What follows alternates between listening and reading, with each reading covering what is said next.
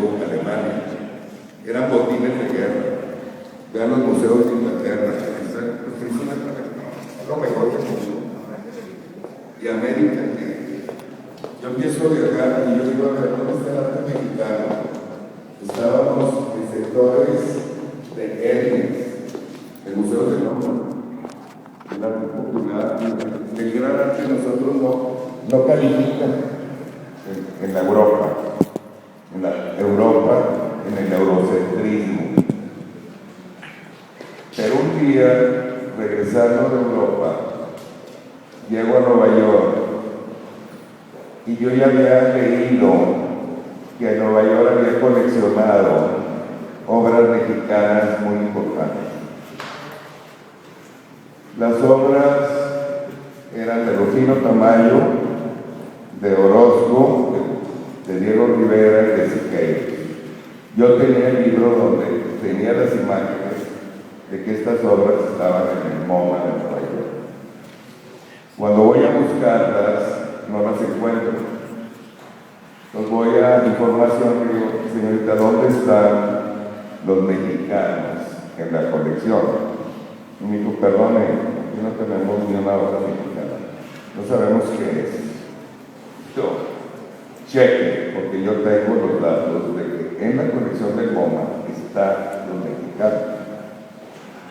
Total, me retiro y me llama y me dice, tal vez usted se refiere al arte primitivo de las Américas. ¿Cómo el arte primitivo de las Américas? Sí, aquí está Rufino Tamayo.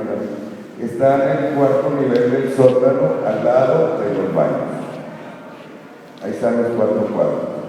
Los bajo y exactamente éramos primitivos. Para Estados Unidos, es un país que no tiene cultura. ¿Qué quería decir? El poder nos marginó y yo vine por aquí, ahí nació la idea de dedicarme a dar a conocer los valores del arte de México. Cuando yo regreso a Monterrey, mi primera reunión con amigos, digo, miren lo que me pasó. Estamos en los baños del MoMA, nuestros 4 grandes jefes de México.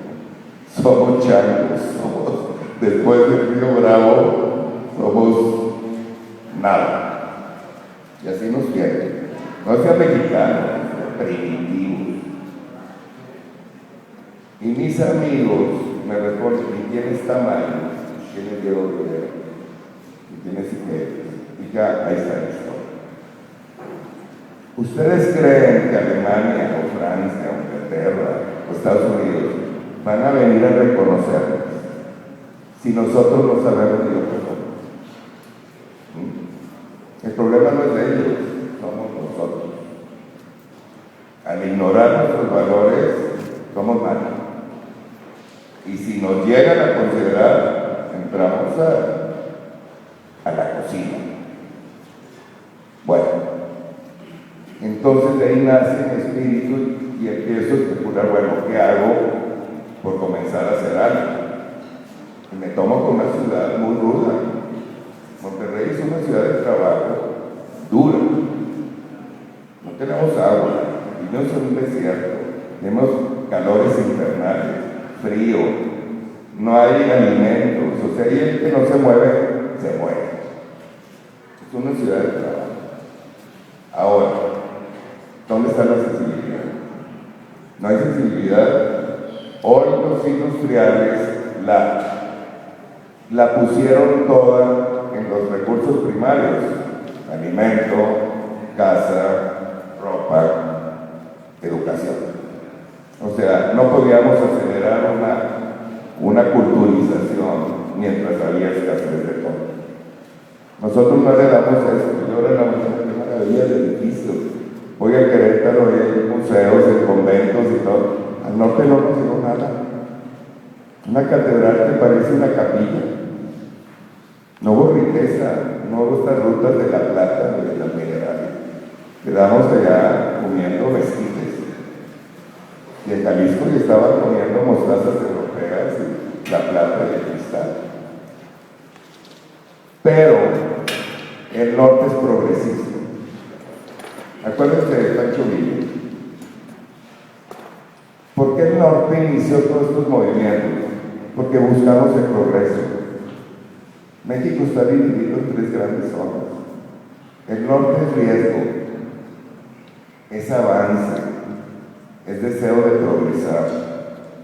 La cultura del maíz del centro para allá es el pasado, está anclado. El pasado pesa mucho. ¿Cómo podemos con una pirámide? No podemos abandonar los milenios de cultura precolombina. ¿Y qué pasa con el sur ahora? ¿Qué pueden perder? 20 y tantos millones. Aunque nos quitaran todos los recursos al resto del país, no podemos alimentar esos millones. Entonces nos quitan. ¿Y qué pasa con el sur? En las tradiciones están los grupos indígenas más fuertes, Oaxaca, Chiapas, etc. Pero eso se asocia con el norte del centro, Guatemala, Belice, etc. Son 3 Méxicos. Un día Alvin Toffler, el que hizo el shock del futuro, vino a Monterrey y yo comí con él y platiqué 3 o 4 horas. Me decía, los mexicanos no tienen una visión de su país. Hablan de México como si fuera un bloque condensado. Tienen 72 etnias. Tienen 56 lenguajes vivos. ¿Cómo van a hablar de un México? ¿A qué México te refieres cuando dices México? ¿Qué se ha hecho con los indígenas? ¿Se les ha preservado, se les ha dado oportunidad? ¿Los hemos marginado, despreciado o qué? Nosotros estamos con Estados Unidos, a 200 kilómetros de Estados Unidos. Yo desde niño íbamos con mis papás, allá comprábamos la ropa, comprábamos el alimento. El pan de caja lo comprábamos en Estados Unidos. Cuando se hizo el Tratado de Libre Comercio, que se escandalizó todo México, para nosotros era una frontera común. Pero el resto del país no. Ahora, ¿qué pasa con los nortes de Estados Unidos y los sures de nosotros? Se hace un zigzag bicultural. Tenemos otra visión de la cultura diferente, por economías, por características similares territoriales. Todo esto ya empieza a constar en la geografía de México. O podemos, como en el caso de España, que se quieren separar los catalanes, o los vascos, y Andalucía también anda molesta. ¿Qué pasa? ¿Se desintegra un país? Porque ¿qué dicen los vascos? Nosotros producimos para que los andaluces bailen y canten. ¿Pero qué es un país sin baile y canto? Nada. Entonces, ¿qué queremos? El norte, no tenemos cultura, pero la tiene el sur. Y la necesitamos. Entonces, hay que tomar una conciencia de que todo tiene un equivalente y lo más importante es el apoyo. No podemos dejar esto en manos de un sistema o de un gobierno. Somos conciencias individuales. Ustedes tienen un grupo de artistas distinguidos aquí, los tienen que apoyar, los tienen que ver. Yo viví eso muchas veces. Cuando don Roberto Garzazada vivía, yo pertenezco a esta familia, me casé con los miembros de la familia. Entonces, mi suegra, Margarita Garzazada, una gente brillante, con visión, puso el acento mayor, que es esta ciudad que tiene 32 universidades y no tenemos una colección, no tenemos un museo de ninguna especie, ni de ciencia, ni de naturaleza, ni de historia, cero. No tenemos sinfónica, no tenemos cuerpo de ballet. La escuela de artes plásticas era un cuarto con un torno. Yo la visité en la Universidad de Nuevo León. Ya teníamos cerca de 1 millón de personas. Y la infraestructura que o vamos a crear puros ingenieros, puros técnicos, va a tronar esta ciudad. ¿Cómo desahogamos la demanda espiritual, emocional del hombre?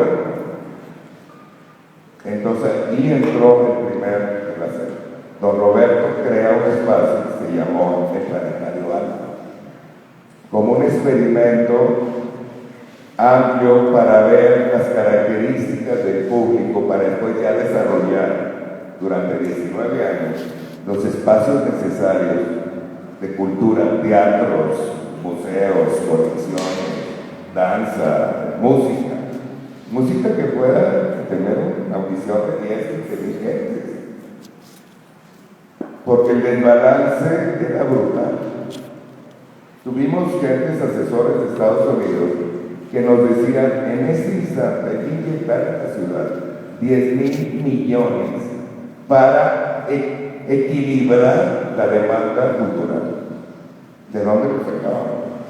No había un peso para la cultura, pero se inició. Entonces, ¿qué pasó? Tuvimos que convocar a un consejo. Yo, por mis relaciones, yo tuve que elegir a qué grupos me iba a dirigir. Pues me iba a ir a los grupos de dirección, a los grupos económicos, a los grupos fuertes, para convencerlos de este apoyo. Porque no había ni una colección, se los digo en serio. Yo conocí una colección de Diego Sada que tenía africano. Mi suegra tenía arte colonial. Y ya, se acabó. Bueno, ¿cómo se desarrolla esto? Cuando yo estudié economía, el Tecnológico de Monterrey hizo un intercambio con maestros europeos. A mí me tocó ese periodo. Yo tuve historia económica con Herr Kommer, un gran doctor de economía alemán. Tuve estadísticas de otras cuestiones con un italiano, al Illuminati. Y así eran 8 maestros que me tocaron, por suerte, con una tesis diferente. Yo recuerdo que en el examen que hubo, en el primer mes, con historia de economía, yo me fui lírico, no estudié nada. Y ese maestro era el terror, el que más sacaba el grado alto, de 10, era 4. Por lo general todo el mundo 1 o 0. Era exigentísimo. Yo inventé la respuesta. Entonces cuando dan las calificaciones dice 4, 1, fulano de tal, ceros, 3, 2, y ya sé que 4 porque ya iba hacia arriba. Y acabó con el 4 y nada más hay un 10. Y soy yo, que pase Guillermo al frente. Y lee lo que escribí. Y tuve que decirle a los demás, no supe nada, yo inventé todo. Eso es lo que queremos. No queremos repetidoras, no queremos libros memorizados, queremos inventiva. Eso es Europa. Esta es educación.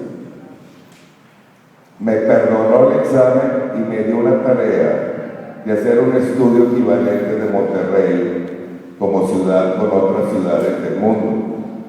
Yo elegí Chicago industrial, fuerte económicamente, con un clima terrible, de migrantes, bla, bla, bla. Después llegué a ser la gran ciudad. Y encontraba mucho paralelo con Monterrey. Chicago llegó a ser inmensamente rica, pero no tenía cultura, no tenía arte. Compraron teatros, compraban todo lo que llevaban, pero no producían. ¿Qué pasó en el tiempo? Se hicieron coleccionistas.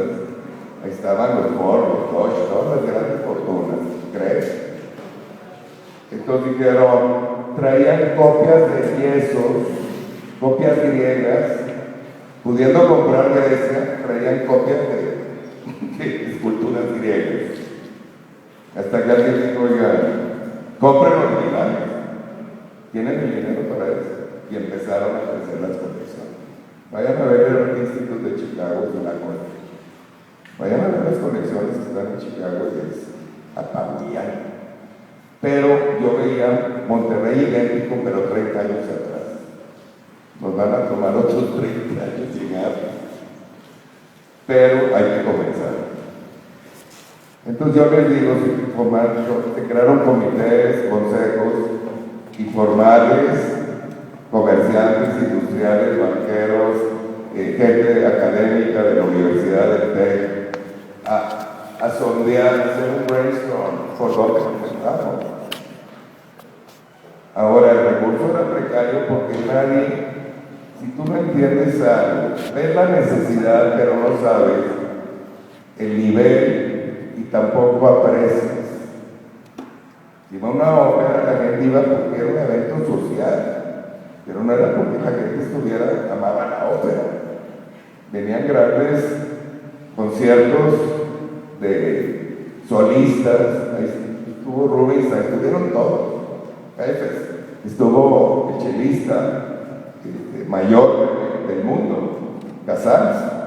Entonces íbamos, pero ¿contra qué no venías? Usted puede traer aquí grandes eventos. Si la gente no tiene una referencia, no la van a poder evaluar.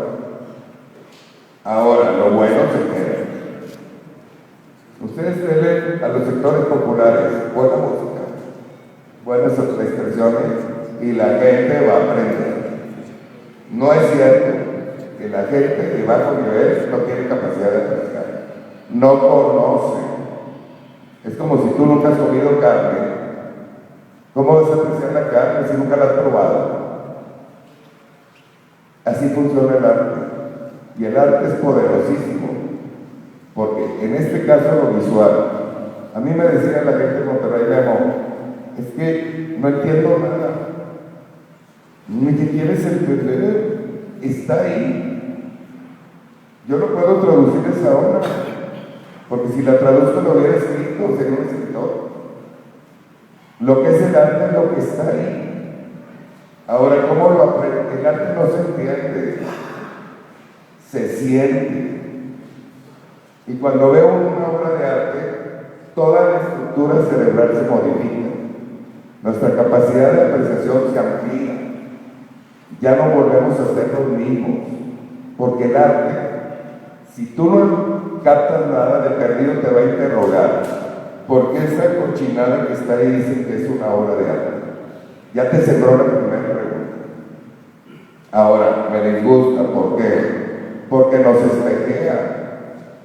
Todo lo que está aquí somos nosotros proyectados, nada más que no nos gusta verlos. No nos gusta explorar. No nos gusta ver la violencia. Aquí hay cuadros violentos. Lo que estamos viviendo en México. O que el artista vive al lado de los muertos, de los 200,000 muertos. Y vivimos en inseguridad, una corrupción sin límite. Claro que permea las sensibilidades. Nada más que lo expresan con belleza. Y la belleza es uno de los goles del hombre. La belleza nos resuelve la existencia. Véanse ustedes cuando agarran una silla y la llevan a su casa, o decoran, o compran una chalina. ¿Qué queremos? Nos queremos embellecer. Un jardín, ¿por qué lo arreglamos? ¿Por qué pintamos? Porque queremos vivir un entorno armónico y bello. La belleza tiene muchos tonos. Una obra de arte no es bonita, es trascendente. Yo en Monterrey, años, yo me gasté todo mi dinero y una herencia de mi papá, porque no podía vender un cuadro. Porque me decía la gente, hoy hemos vivido 300 años sin cuadros, porque ahora inventas que los necesitamos. Digo, porque antes vivíamos como vacas, comíamos y defecábamos. No había más en la cabeza. Y ahorita esto nos va a hacer pensar. Entonces yo tenía un público agresivo y por otro lado que decoraba. Es que el color no me gusta, es que no va con el sillón, es que me asusta. Si el arte asusta, eso no nos va a asustar. Por eso vale.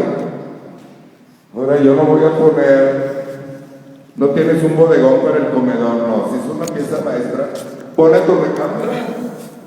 ¿Qué tiene que ver una fruta con el comedor? La gente llegaba, quiero una marina para la biblioteca, una marina. O quiero estereotipar, esa era la demanda. de corazón. Entender una obra de arte. Una obra de arte tiene precio, que es un mercado como los tomates. Porque una obra de arte tiene tal precio bajo porque no la compran. La compra mucha gente y los precios suben, igual que los tomates. Pero el valor del arte no tiene precio. Yo te puedo traer un Rufino Tamayo aquí que tiene un valor altísimo y un precio, porque está en el planeta. Pero te traigo un joven de ellos, al nivel de lo que fue Rufino, joven, y vale 10,000 pesos, precio 10,000 pesos. Y la gente dice, ay, no es tan bueno porque el precio es de 10,000. No, el valor no tiene precio, nada más que es joven. Rufino se moría de hambre en Nueva York, en 5 años no pudo vender una acuarela. Es la misma historia de todos. ¿Quiénes van a ser los que van a quedar de aquí? Aquí hay grandes artistas. Por eso estoy aquí, porque estoy viendo que México en esta etapa tan dura, desde los años 90 yo vi que algo cambió en México. Se acabó la escuela mexicana y siguió la ruptura, un deseo del arte ser internacionales.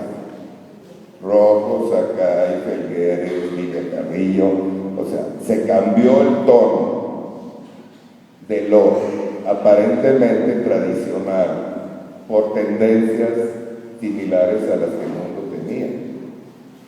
Pero ese era un afán de romper. ¿Cuál ruptura? ¿De qué se rompió?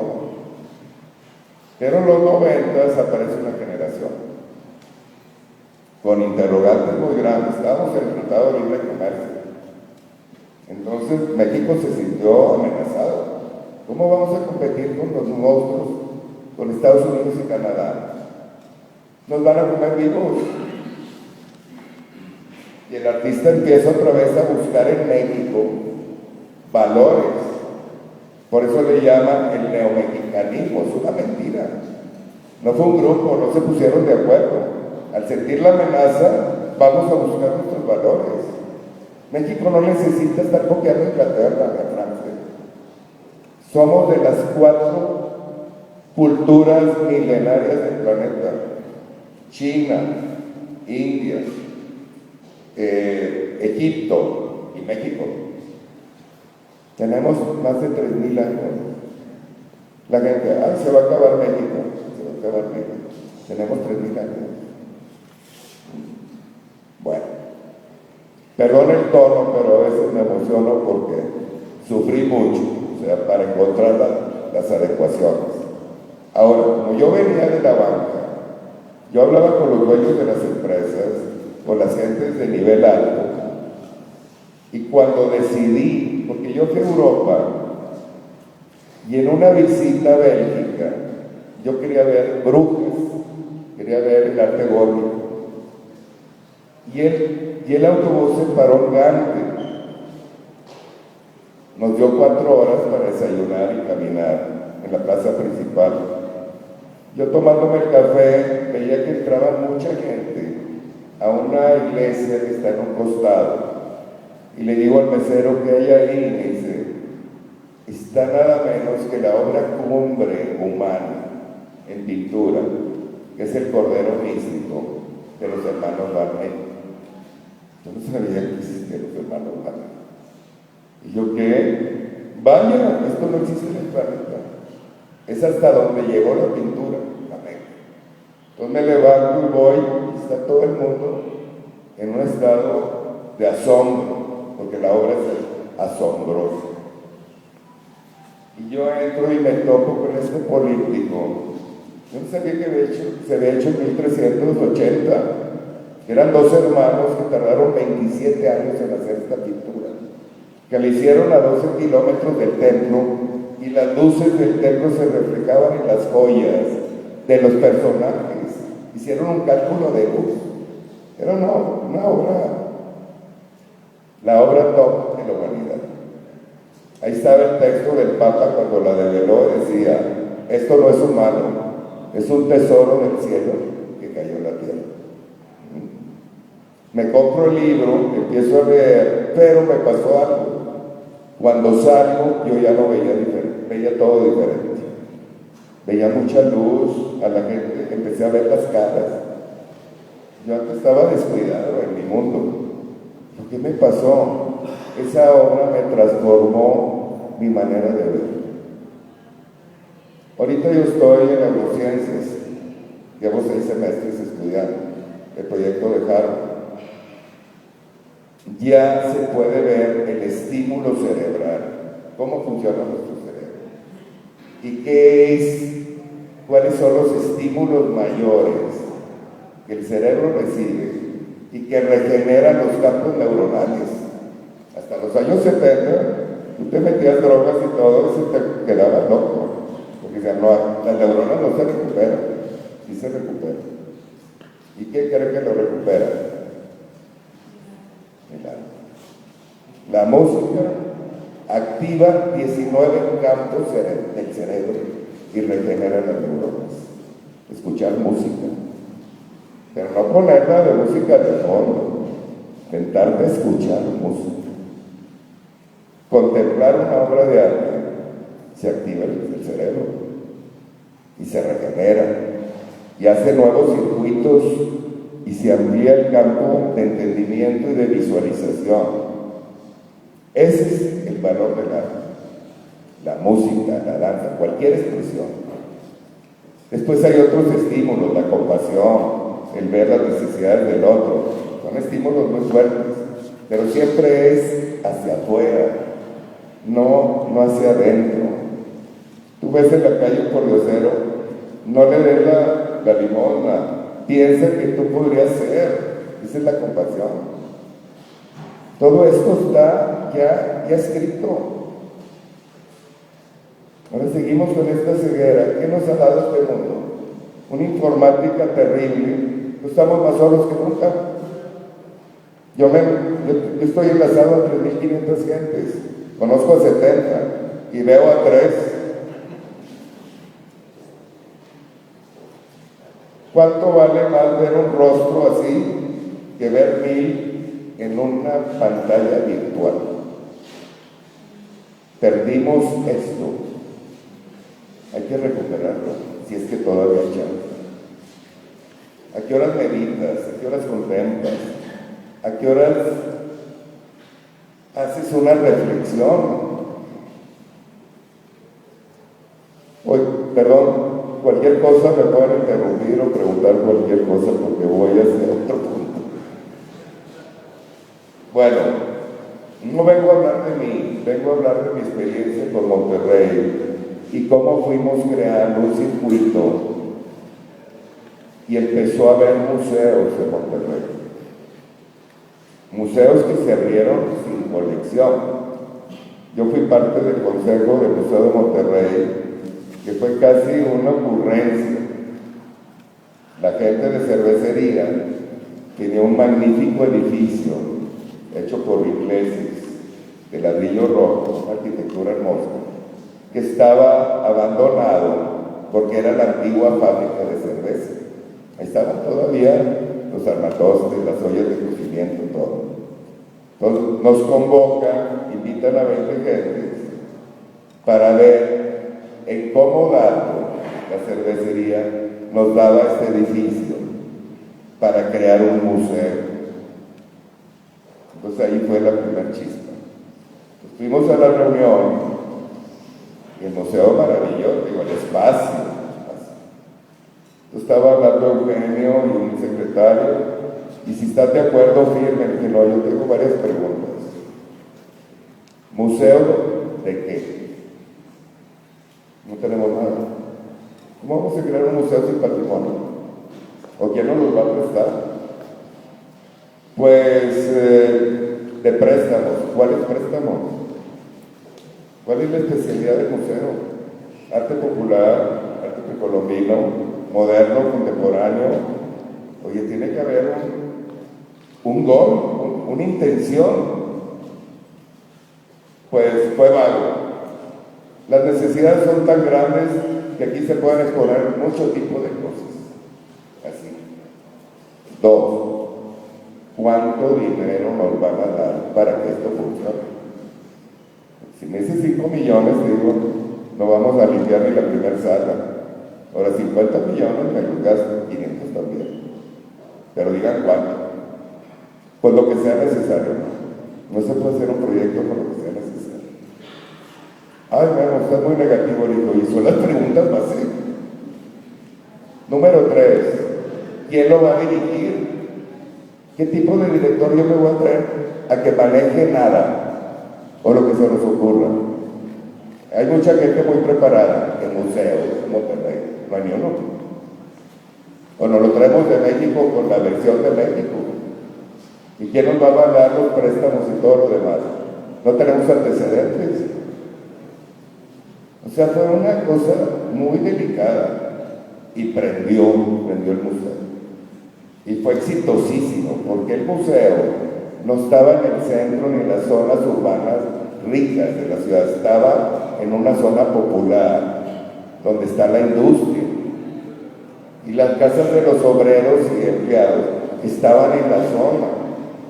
O sea que el Museo de Monterrey sumó públicos de un nivel, públicos, el obrero, el operario.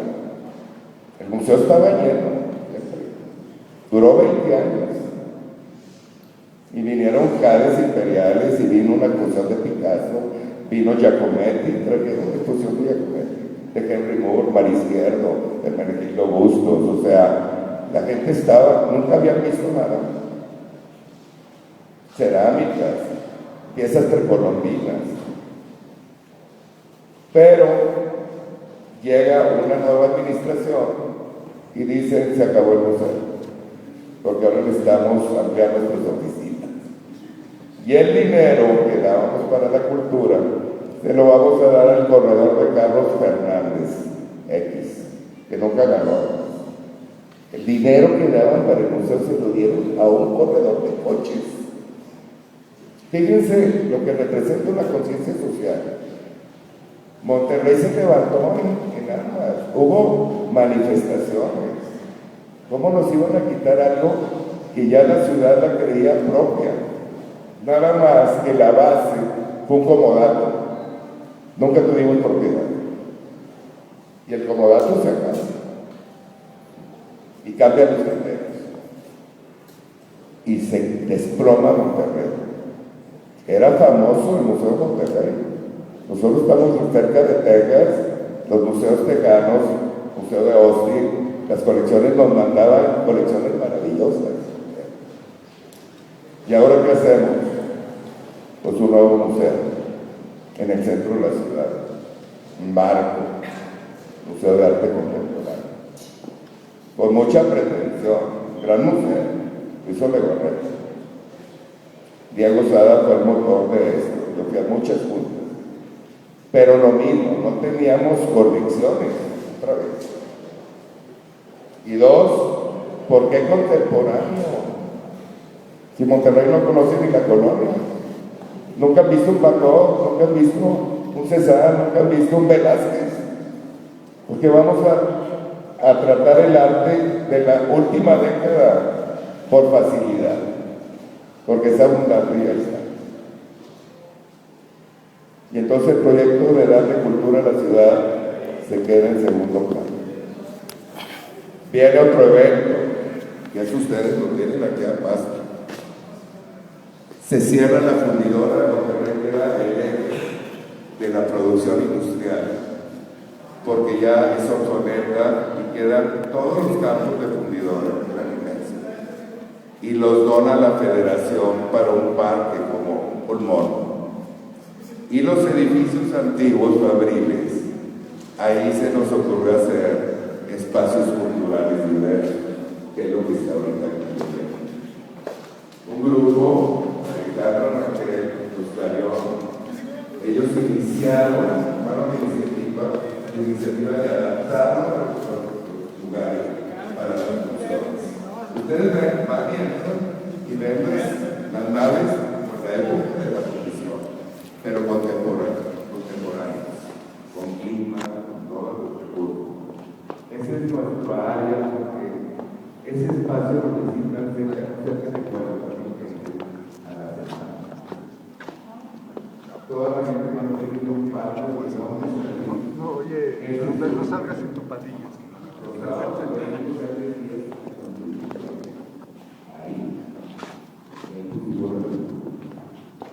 Toda la gente entra, es gratuito, y empiezan a ver cine de arte, y empiezan a ver escultura, y empiezan a ver pintura, y empiezan a ver manifestación. La cultura es un proceso muy lento y muy largo. Hay zonas en México, por historia, traen una gran cultura. Ustedes tienen una cultura. Tuvieron un pasado muy rico, muy.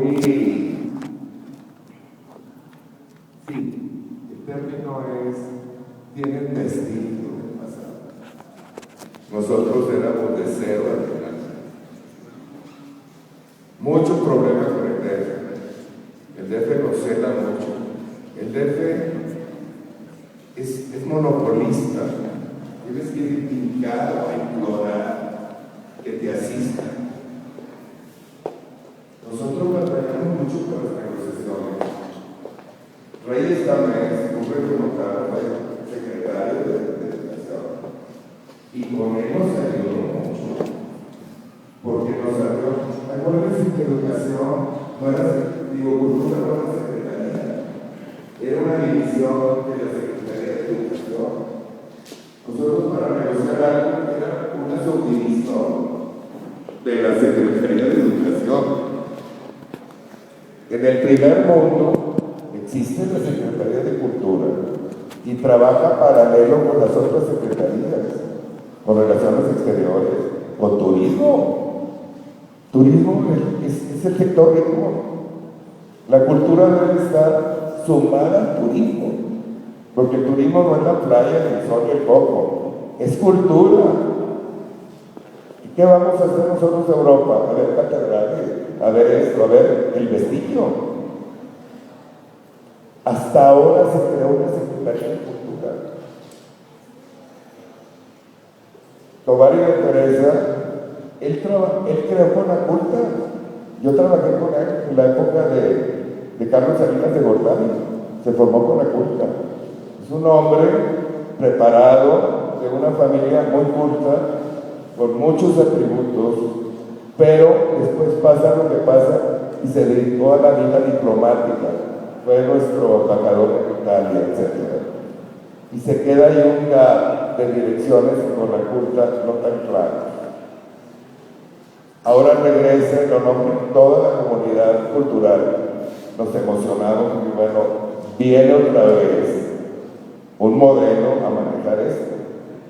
Y un modelo reformista, porque nuestras leyes no se han reformado desde el año 18 o 22. Necesitamos actualizar las leyes. Necesitamos darle poder al público, a la parte privada para la asistencia de la cultura. No, el país no puede solo, el gobierno federal no puede con el paquete. Ningún país, mientras no se corrigen las leyes, en donde tú como empresario puedas avalar a una película o un novelista y tus recursos sean deducibles, no se va a mover. El empresariado está dispuesto, pues bueno, ¿qué me va a quedar? Si yo hago esto, ¿qué me va a quedar? No, vas a contribuir con la cultura. No, ¿qué me va a quedar del hecho de la descarga de dinero? No sé si el gobernador está por aquí, pero el gobernador anterior de nosotros hizo una reforma estatal en donde abrió capítulos de asistencia al arte de Nuevo León nada más, en donde tú puedes pedir recursos para producción, para desarrollo, y es descontable de la nómina de las empresas. En un 80%. Yo voy con el grupo Alfa, digo, necesito que me avales este novelista. ¿Cuánto? $1,000,000. Ahí está. Lo tiene que certificar con ARC, que es la parte del Estado. Una vez aprobado, empieza a fluir el dinero. No hay retribución. El artista no le tiene que dar obras a la empresa. Nada más queda un 20% que sí le cuesta a la empresa, porque nada más se deduce el 80%. Ese 20% por lo general, si eres un pintor, te dan 500,000 pesos, pues te dejas una obra en compensación del 20%. Y eso ha movido. Empieza Monterrey a ser un productor de artistas importantes, porque hay apoyo. Y si no emigran, aquí yo tengo conseguir que estos artistas de aquí no se han ido de aquí por milagro. ¿Qué están haciendo aquí? No venden. Venden en Monterrey y en el DF. Se emigran, por ejemplo. Y lo mismo pasa en Jalisco, en cualquier estado. Bueno, la visión del hombre siempre está dividida. Cuando entra la sociedad en una crisis, permea a la sensibilidad del arte. O sea, acuérdense que la Revolución Mexicana y la Cristera, que fue otra segunda revolución, crearon un patrón de expresión revolucionaria. La novela, la historia se enriqueció somos únicos en el mundo, porque la revolución pasó a las artes. El último fue Rulfo, imagínense. Rulfo ya no llama a Pedro Páramo. Él fue el último de los vestidos porque le tocó la guerra cristera. A su padre lo mataron en Jalisco. De ahí viene este deseo de Rulfo en una obra maestra, retratarnos a todos y decir: vengo al pueblo a buscar a mi padre. Se llama fulano de tal. Y el que va al lado dice: esa ya se llama Comala. Nada más que yo también me llamo como tu padre. Y todos los que viven en el pueblo se llaman igual. ¿Qué nos está diciendo Rodolfo? Estamos iguales todos. Venimos a buscar quien nos guíe, nos avale, nos herede. Es un país sin padre. Fíjense, los alemanes dicen Mutterland y Vaterland. Vaterland es la capital, Mutterland es la provincia. La provincia es menos vulnerable a los ataques del exterior, es la que se mueve menos, porque está la madre, es la enraizada. Las capitales son más volátiles. Acuérdense cuando viene Maximiliano y vienen las pretensiones de imperio, México se afrancesa. Vayan a las colonias donde quiso Francia. ¿Y qué pasó en provincia? Nada, no nos pasó nada. Seguimos siendo nosotros.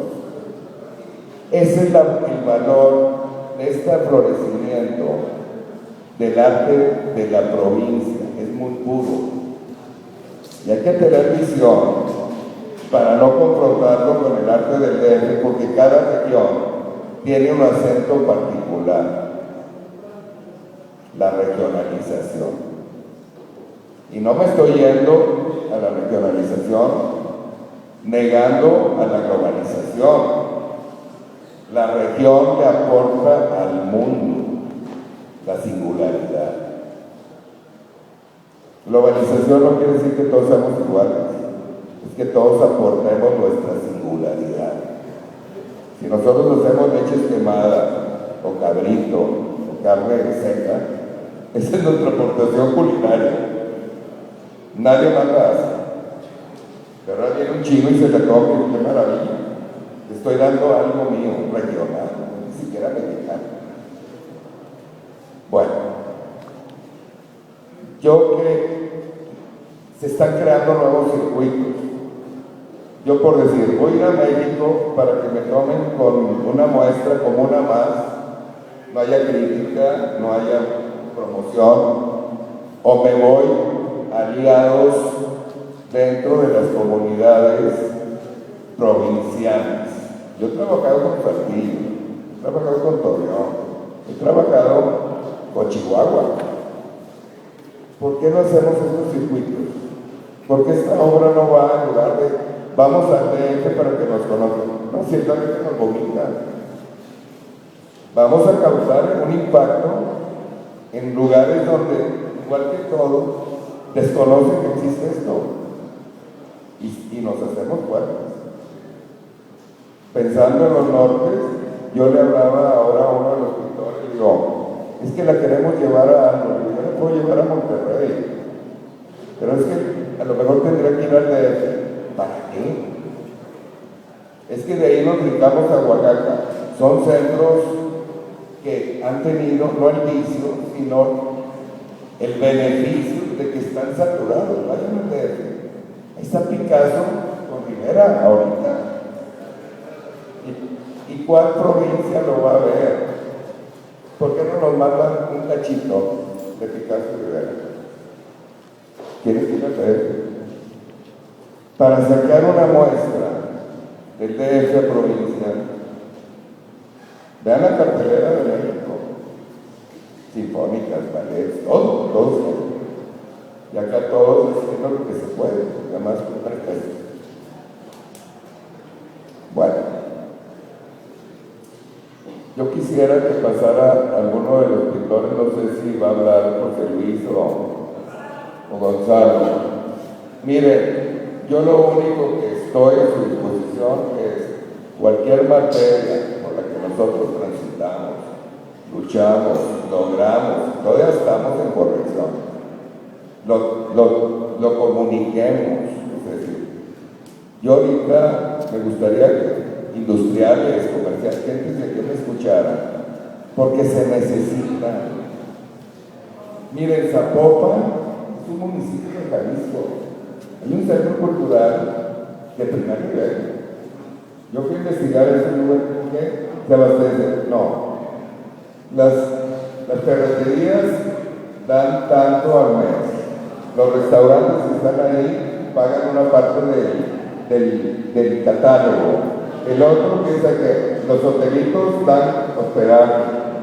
Es de la comunidad y el centro es de primera. ¿Y cómo lo logran? Se unieron todos. Ahora están los patrocinadores y todo, también está ganando. Porque yo desato un centro fútbol nuevo y beneficia a todos. Es independiente de Guadalajara, es Zapopan.